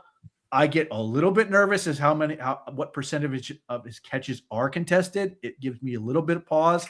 Elijah Surratt is a lot higher than that. So, just for me, it goes back to the whole drops thing. Like, people get worked up about drops. You know what's harder to find than guys who have really good hands? Guys who can consistently get open. That's the toughest thing to do as a wide receiver. And when you get those guys, you can figure it out so long as they're productive. So, that's why I don't get worked up about Jerry Jeudy, even if it's frustrating. That's why I sit here and go, Casey Concepcion in his hands, I don't care. The dude just shakes DBs like no problem. Elijah Surratt struggled too often for me in college. It is not going to get easier in the pros. And I will be curious to see if he's a guy who slips and then the Raiders are like, yeah, we'll take him too. Yeah, just give back to Mendoza. Why not? I mean, realistically, if he has the issues separating that he does, I mean, he's not going to go before day 3, would he? Some people project him to be a day 2 guy. I do not. Yeah. I always thought somewhere in the middle of the 3rd round was kind of where he was slotted. But, yeah, maybe. Yeah. But I mean, that's the thing, though. You're talking about a guy that was on a national championship offense, and he had he was very, very, very well known. He's in the spotlight. The NFL might feel differently. The NFL might. I mean, anytime you can get the 3rd best receiver on Indiana. I was just going to say, he was the 3rd best guy on that team behind Cooper and Joyner. You're absolutely right. Okay. Another Pete Smith favorite. How about Zachariah Branch from University of Georgia? Christ. His average depth of target is like my arm length. Like, I think his final season. Yeah, pretty good wingspan, Pete. That's not his average depth of target was like 3.6. It's a shuffle pass. Well, yeah, but it's better than just bubble screens. At least it's forward. Kinda. That's the thing that scares the crap out of me. And he's tiny. He's really, really fast. Now, he is a guy who Mekhi Lemon chased out of USC into the portal. Again, the athleticism is tantalizing, and you can watch him and you're like, wow, I can see why this works. And you can sort of do the Tavon Austin thing, though Tavon Austin was like prolific. Branch has never been that much. Tavon Austin was the most exciting college football player I've ever seen. Him and Noel. He was incredible. At that West Virginia run was something. But before we go any further, can we just take a moment as to how bad that 2013 draft was? Austin went 8th, and he wasn't even the worst pick. Yes, 2013 is just it was a rough one. Dumpster fire. Tavon Austin, Stedman Bailey, Geno Smith. That was a fun run. Anyway, the size thing concerns me. He's tiny. I get the idea that the NFL is more pace and space than it used to be, but we're not seeing that many guys that are that small, unless you're like Tyreek Hill in terms of your skill set. Yeah. Make it work. Now, Zachariah Branch is insistent that, I didn't get that many opportunities down the field, and that's why I didn't get to do this, that, and the other. Maybe somebody believes in that stuff. It's a really tough sell for me. And again, it's a manufactured touch guy. I don't need another one of those guys. I really like what Malachi Corley could be, and I don't know if he's ever going to be more than a wide receiver 5. But if I'm sitting there, I want a guy who's a jet player. I want to send him in motion. I want him to have do work. I want to hand him the ball. I will do it with Corley all day long. And we've got Corley for 2 more years on that rookie deal, right? Because we got him off waivers from the Jets. Or did we sign him? No, I mean, you're right. They claimed him off waivers, so they may have 2 more years if they want him. Okay. Well, yeah, yeah, I mean, and I'm kind of with you, and that's what I see from Branch. Ultimately, he's like a 3-4 return man, but like he's never going to be the dude. He's never going to be a 1. If he's a 2, he's going to be a really undersized 2. Yeah, so I mean, I get it. The speed is that stuff is tantalizing though. Mm-hmm. That is, man. He's a laser for sure. How about the last on the list before we go to the 2 bonus guys? Give me your thoughts on Malachi Fields from Notre Dame. 6'4", big body, talented kid. He's a tease. Yeah. Skill set, you're like, I know a lot of people who are like, man, I love this guy because he's huge. Yeah. Production, very uneven. Has never really been that guy in terms of the way you'd want it to be. So, like, I think at best he's going to be a number 2 receiver, and he might not make that. Now, again, price point may make that a thing where you're sitting there going, I'd love to get a guy like that at as a number 2 because he does have size. Like, he's a giant wide receiver, but it's weird how quiet the sort of draft landscape is on Malachi Fields. He has his fans. And he did well at the Senior Bowl, which got him at like a little bit of a bump initially, but like I don't see a whole lot of excitement for him. I don't remember what his athletic testing was. I don't think he did all that well. Yeah. I don't get excited about, the big body guys like that necessarily of their own making. Again, unless you produce in a way that sort of is going to be impressive, like he was the second. I mean, it was basically 1A and 1B, but Jordan Faison outproduced him this past year. He wasn't like he had like 20% of the receiving yards, not great. And then you go back to when he was at Virginia, and he's been around a while. He's okay. And the other thing he doesn't do a whole lot of, which you sort of sit there and go, is touchdowns.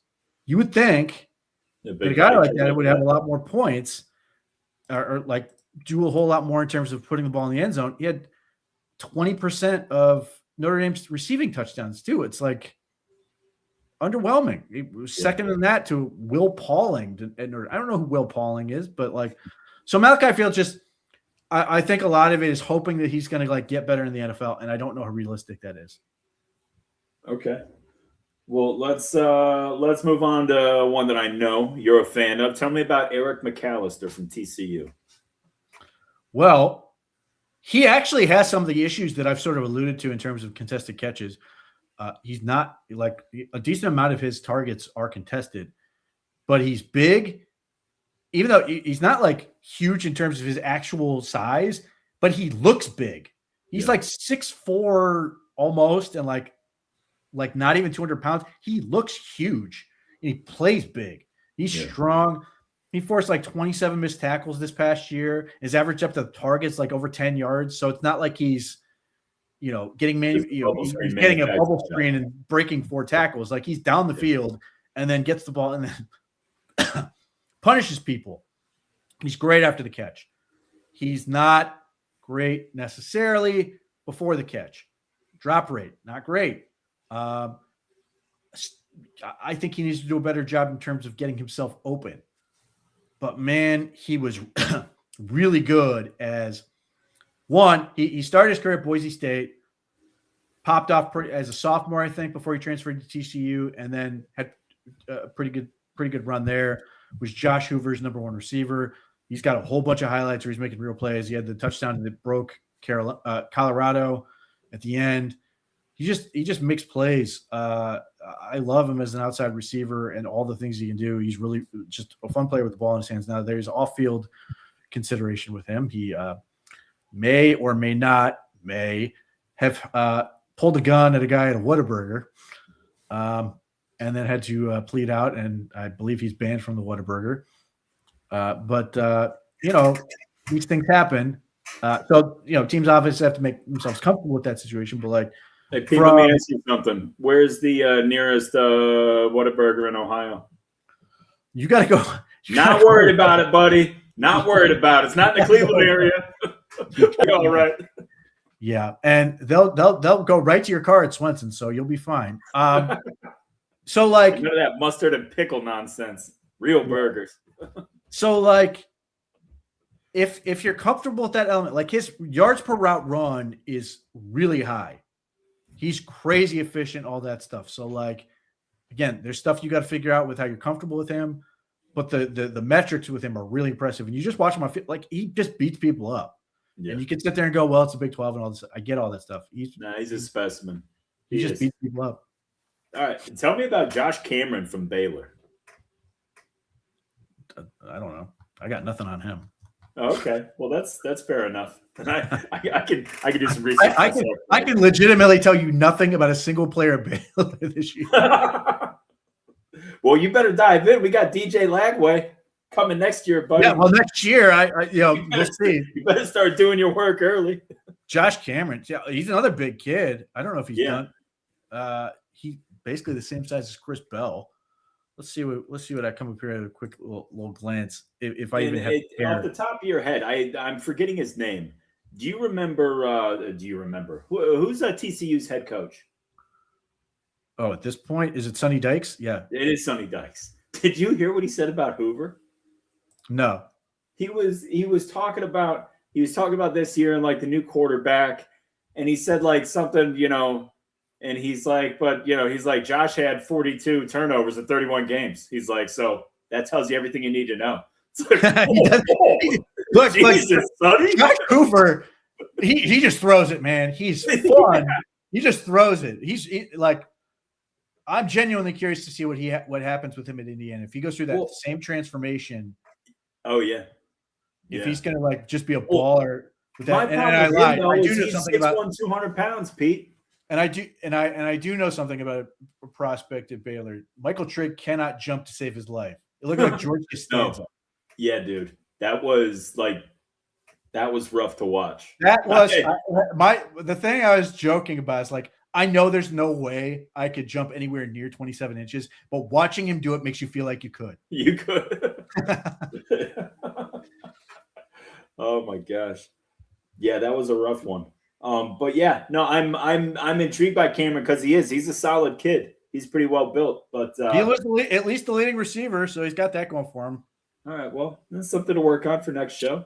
I'll bring it. We'll table this is part of the problem. Is like, the other guys I like that are weird are like Eli Heidenreich, who I absolutely love from Navy, but like that's the kid from Navy, thing. Right? Yeah. This is my whole he's thing. listed as a fullback, but he's 200 pounds. Well, they call him a fullback. He's really like a slot back. Yeah. But he does do some fullback things. But realistically, he's just a back space player and a slot receiver. But that's part of the problem is my whole thing is like, I've looked at a lot of receivers, but ultimately what I really want is to get a number one receiver. Like this is my thing.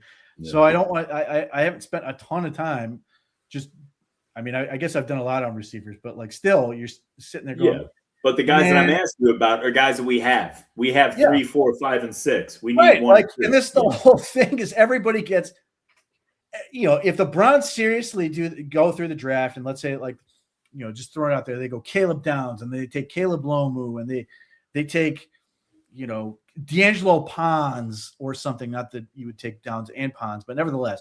And then like you get to the third round, you take a receiver. Like everybody's get collectively grown when they take another mid-round receiver. Yeah, for sure.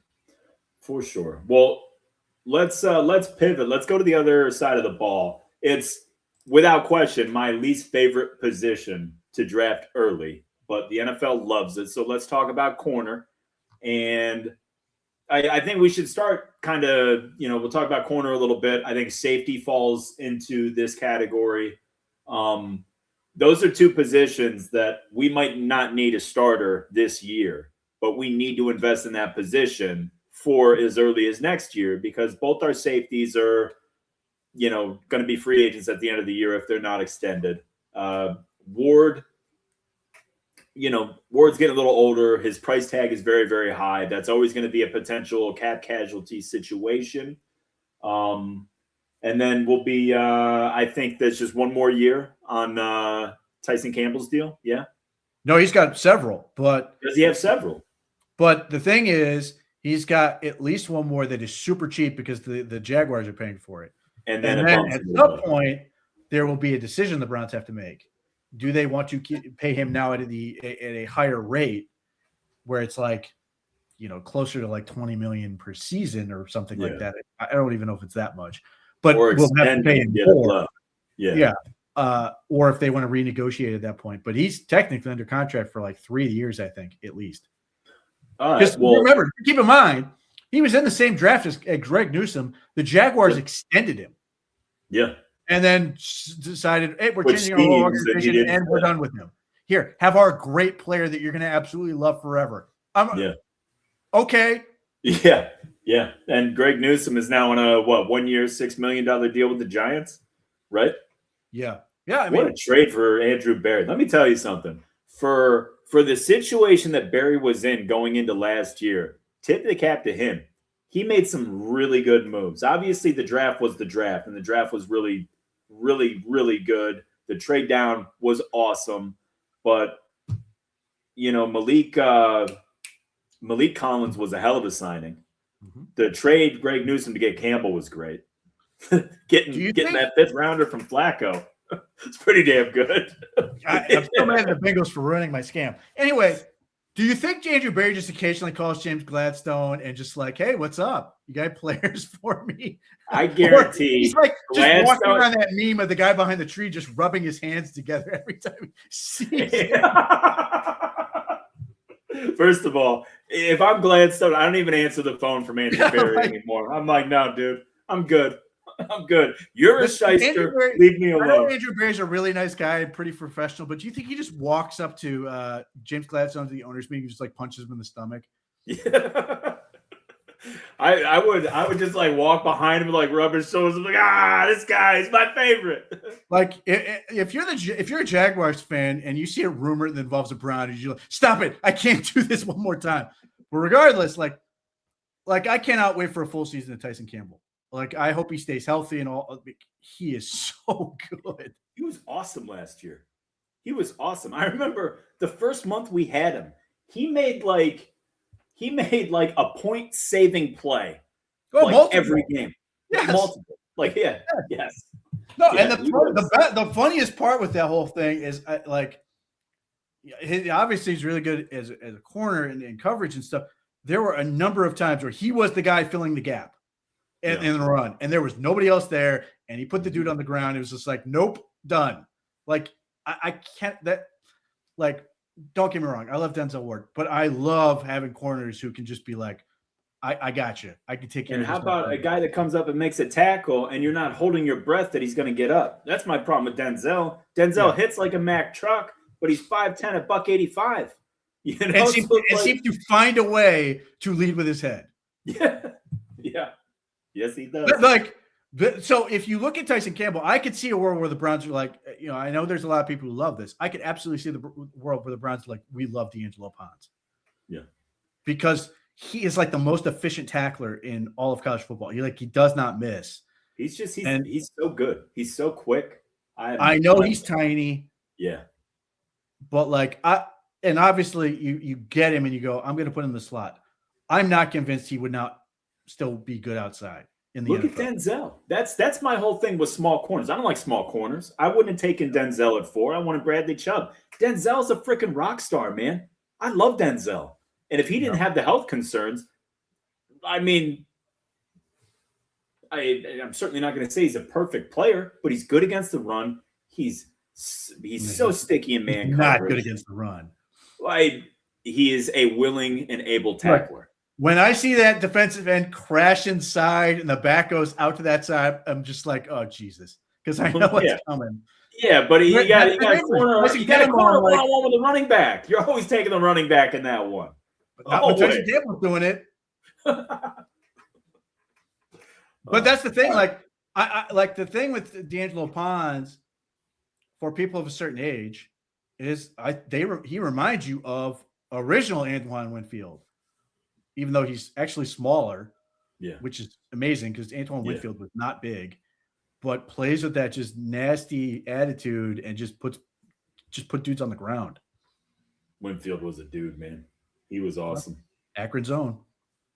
All right. Well, let's go over these corners now. I don't have any of the top guys in there.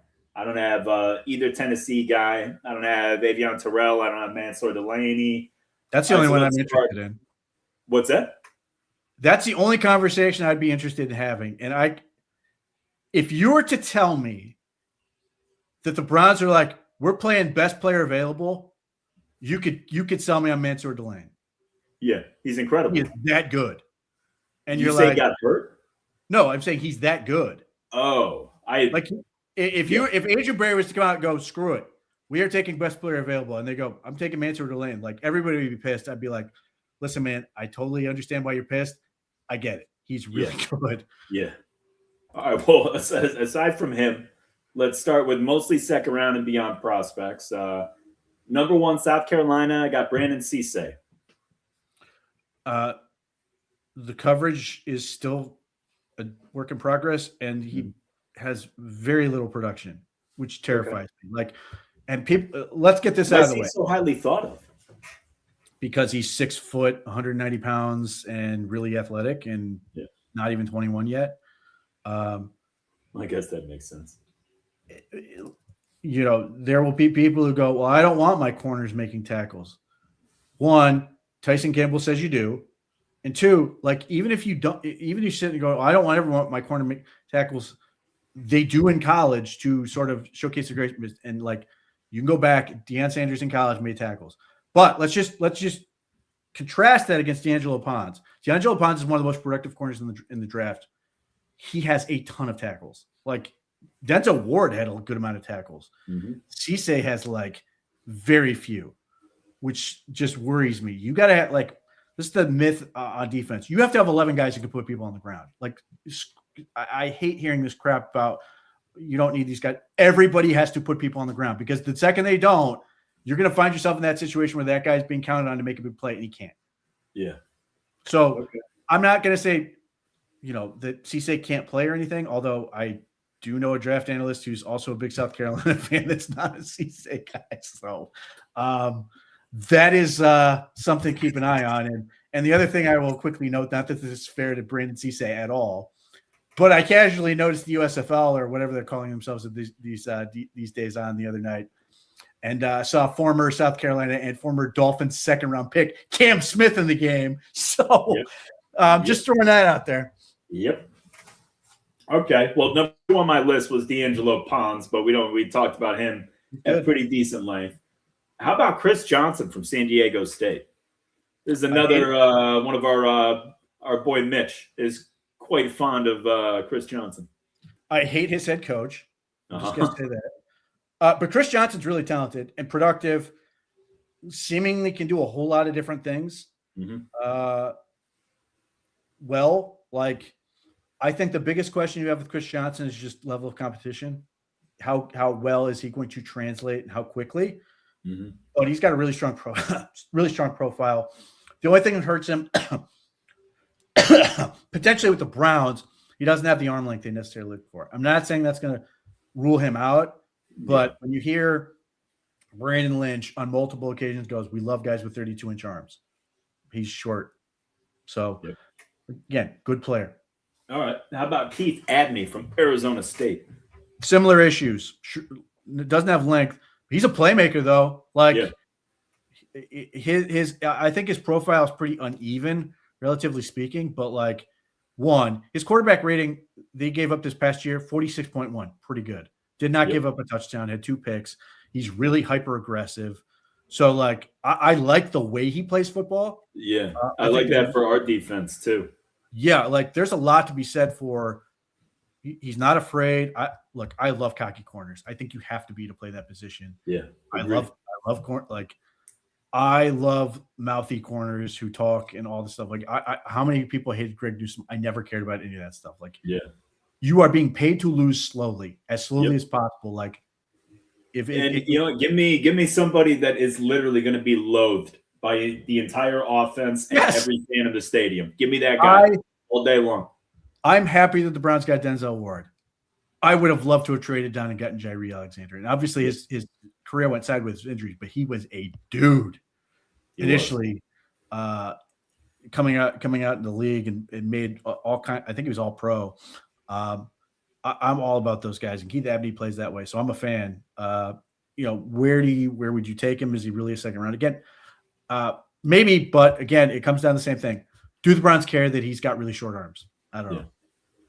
All right, how about trading Stukes from Arizona? Trading Stukes is a complicated evaluation. He is huge and plays on the slot. He's also been in college for 6 years, and it took him a while to figure it out.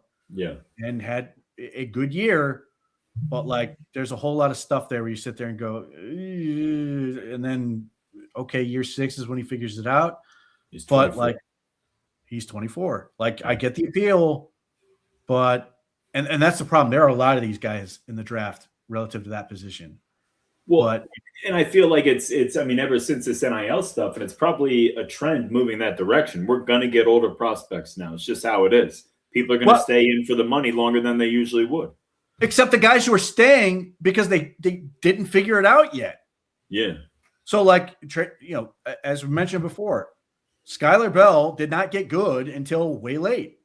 Yeah. Trading Stukes did not get good until way late. Another guy you're probably going to mention, Keontae Scott, did not get good until late. Like, yeah, there's theoretically an incentive for guys to stay in college longer for the money, but that's not why they're staying in college unless you're Trinidad Chambliss. You are staying because you weren't good and you're trying to get good. Well, it's funny that you brought up Keontae Scott because he wasn't next on my list. He was actually before Stukes, and I accidentally skipped him. So Keontae Scott, now corner from Miami, plays in the slot as well, and recently tested through the roof. Well, but he's older. He did not actually test through the roof. I thought he was very fast. Yes. I know what Miami reported. They reported a 4.25. If you follow, like me, Devi Youssef, who actually does it electronically and actually figures these things out, it was not a 4.25. He was still fine, 4 something, but not 4.25. Keontae Scott is a demon at slot corner. Like, he was a legit monster, but he's 20. He's going to be 25 as a rookie. So like, and again, he had a fine 2023 season. I think 2024 he got hurt. So he stayed longer and then was great. But this is the whole thing. I get very nervous about like going, hey, this 24-year-old did really good against 19 and 20-year-olds. Yeah. That's always my issue with age. But like, you turn on the tape and you do these things, and like, I can understand why teams go, I love this kid. I want to get him. He's going to be great. I can't do it. I cannot do that in day 2. I just can't. And somebody's going to do it, and maybe he'll be great. He has all this stuff I absolutely love about Keontae Scott, except he's almost ready to be a congressman. So I just can't do it. Okay. And that's fair. How about a little closer to home? How about Davison Igbinosun? I really like Davison Igbinosun. Yeah, and he fits that Browns profile. He's got the long limbs. He's a big body. Yeah. Yeah, you know what he is? He's a Pittsburgh Steelers corner. He's grabby. Don't put that in there. I mean, he gets drafted by the Steelers. He and Joey Porter just hold everybody for the entire game and get called for it maybe twice. No, that's how he plays. He's really sticky. He's athletic. His profile in terms of production is outstanding.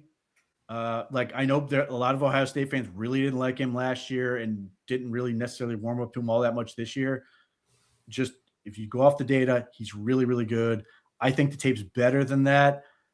I think he's like sort of in some ways like he's not as big, like hefty, but in some ways he's like a perhaps more streamlined Martin Emerson in the sense of he can play press and do that stuff, but he's got a little bit more top end to be able to do some of those things. Like I like him as a projection, like, again, and it would not shock me at all if somehow he ends up in Pittsburgh. Now, granted, they signed Jamel Dean, so maybe that's no longer a thing for them, but they got like 5 third-round picks.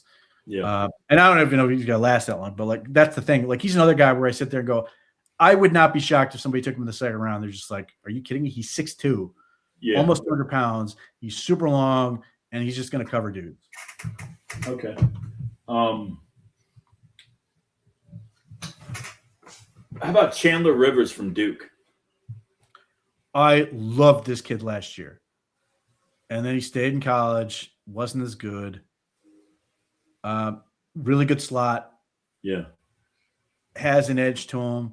The biggest thing that that is a struggle for Chandler Rivers is he's short and has short arms. So, like, in some ways, he's perhaps a more reasonably priced D'Angelo Pons, but he's just not that dude. Like, D'Angelo Pons was obviously special. Chandler Rivers was legitimately just like a good slot player on a bad Duke team. But he's been like his 2024 season was really good. He didn't give up, and the funny thing is he gave up fewer touchdowns in 2025, but like he just wasn't quite as good. And some of that was because in 2024 he was like a demon making plays in the backfield. And when like we were going through the draft process, somebody told me like that the Browns had like sent guys down to Duke to look players. I'm sort of looking at the roster, and I came on this guy, and I thought maybe this is the guy they're really interested in watching. He's talented. He's not, he stayed around another year. So in some ways, he might be sort of like an undersold asset from that standpoint. So it'll be a lot of it's gonna be price point. If he's sort of sitting there in round 4, and the Browns are like, wow, we just really like him. I get it. I like him as a player. I think it's a shame. And this is a weird trend. Duke has had a number of prospects who have had outstanding second to last years and then stayed 1 year too long. There was not long ago, a defensive tackle who's like from around here too, who was an absolute baller as a junior, stayed as a senior. It didn't do much. And then he went to the Bills, and I think he's just gotten injured. But like, it's been this weird track of Duke guys who stay 1 year too long. All right. How about Devin Moore from Florida? He's big in terms of height. I don't think I think his production is virtually non-existent. He's okay in terms of if you like long corners, but I don't know that there's much there with him that sort of stands out to me as far as a player. Okay. Well, last but certainly not least, one of your guys. Tell everybody about Dalen Everett out of Georgia. That's funny. If that's one of your last guys, you didn't even get to some of the guys I really like. I love Dalen Everett. Prick. He's a prick. Mm-hmm. He is an absolute prick. Super confident, bordering on cocky, has a lot of experience playing man and zone. I think he's better at man. I think he's really good at press. His shorter arms, which is going to hurt him.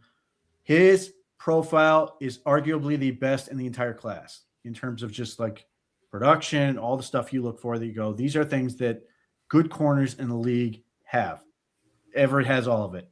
He productive, was a big-time player at a big-time program, so he played real competition consistently, and he did a lot of good stuff. And he is 4.3 speed, which I don't know that you see all the time until he blitzes. Then you're like, oh my God, he's really fast.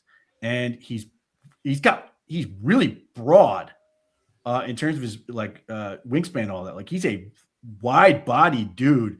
So my dream would be like, this is the type of guy to me who sticks around the league for a really long time.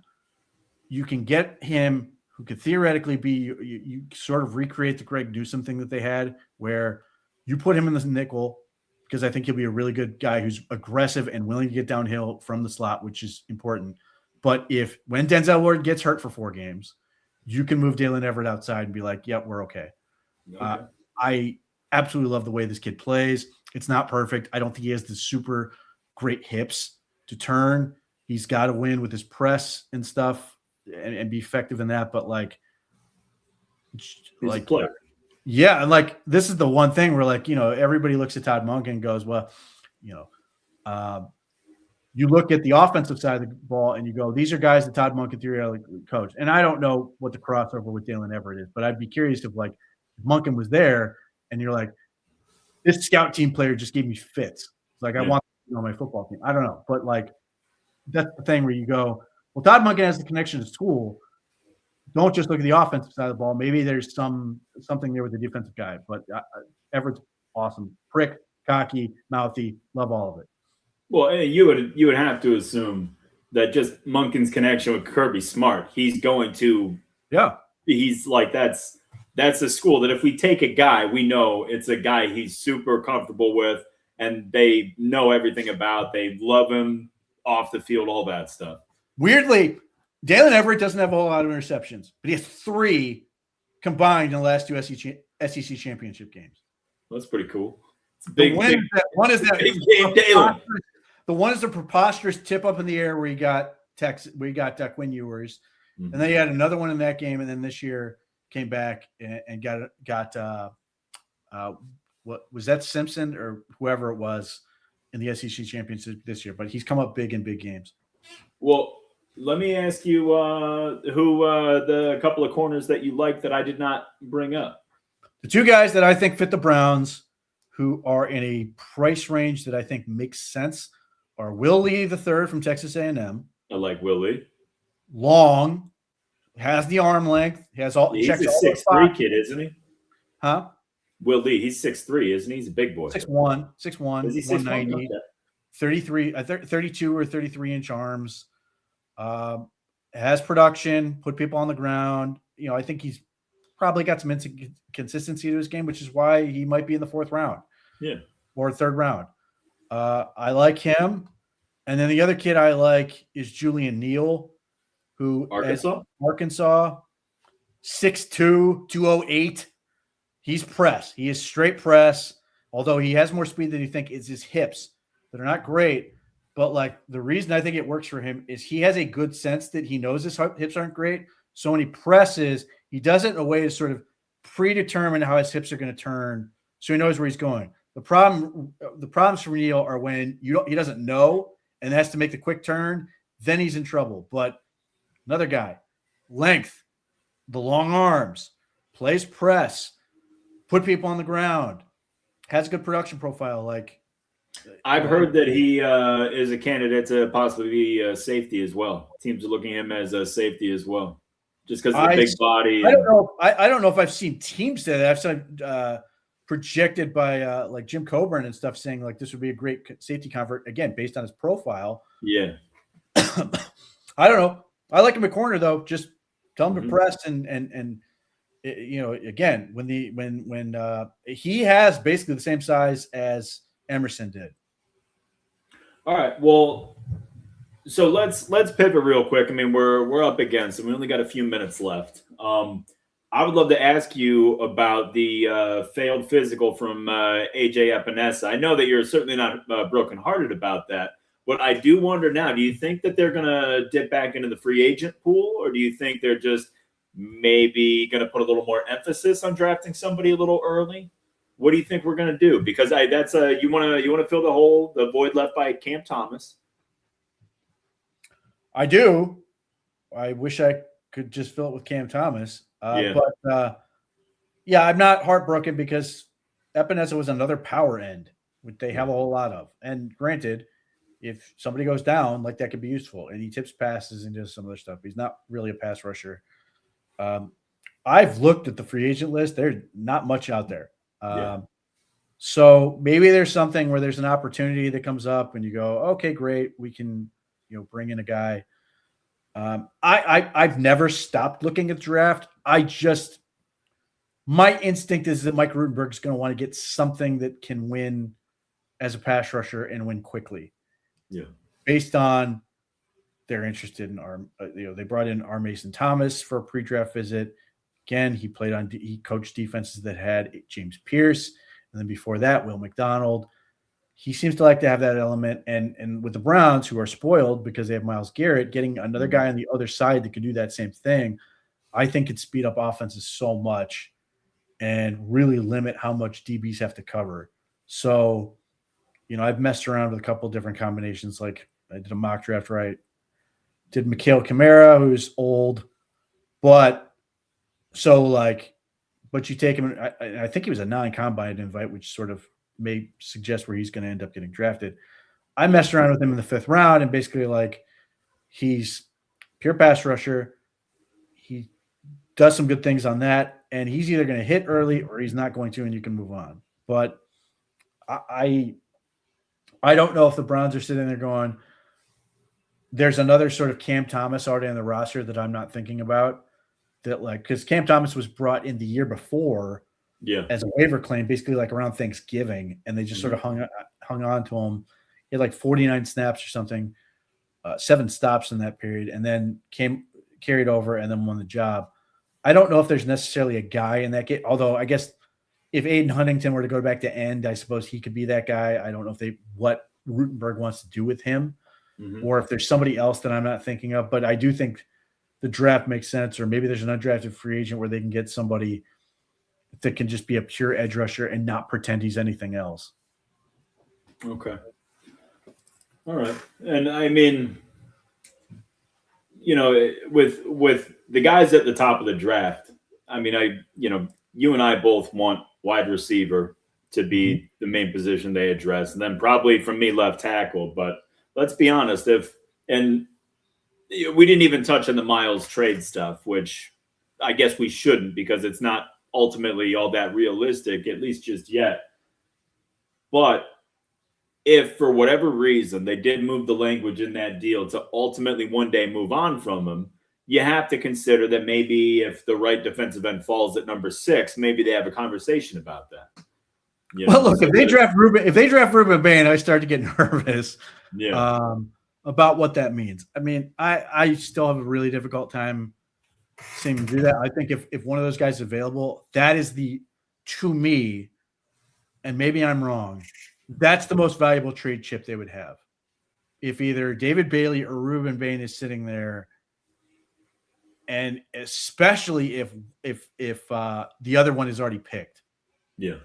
Where, now you're in a position. The only game in town left is either Bailey or you are the last sort of premier edge rusher, and you don't want to get stuck with you don't want to be sitting there going, do I take Akeem Messidor, who's 25 years old and injury riddled and didn't test, or do I want to take Eldrick Falk, who's super young and developmental prospect? Like, this is it.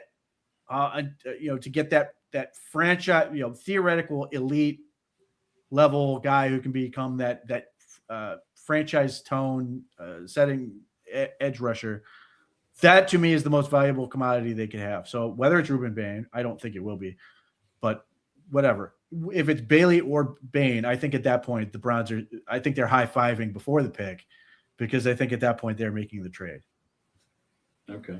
Which, I mean, realistically, I would love that. I think trade down would probably be the best thing they can do, provided they don't go too low. It's just a question of return. I mean, and how that functions. Like, if we mess around with the whole Dallas thing, which everybody keeps throwing out, 6-39 for 12-20. Okay, like that could be cool. I mean, or if you get nuts and you get a couple teams of bidding war, and let's say like Dallas gives you 12 and one of their 2027 first, you're like, you are spiking the football at that point. Yeah. 200%. 200%. Because that would just be a game changer. Like if there's that deal out there, then that's where you sit there and go, oh man. Let me ask you this. Let's just say it's a bidding war. Let's say David Bailey's the last one on there, and both New Orleans and Kansas City have interest. Would say Kansas City offers you a 3rd-round pick to drop from 6 to 9. Do you do that? Sold. Yeah. Look, right. Especially if you're still in the top 10. I don't care. It could be a 4th-round pick. Give me something, and I'm going to take the guy that I was going to take at 6. Well, here's my thing. I love the 3rd round of this. Like, there's this weird thing where people like don't like the talent in this draft, and like, I don't love 39th pick. I'm sure when the draft happens, there'll be somebody sitting there. I'm going, oh my God, I can't believe this guy's there, and I'll be super excited about it. But like, when I look through what at least is projected to be available in the 3rd round, and I know what'll happen, like we'll get there, and like all but one guy will be gone, and the Browns won't pick him, and I'll be pissed.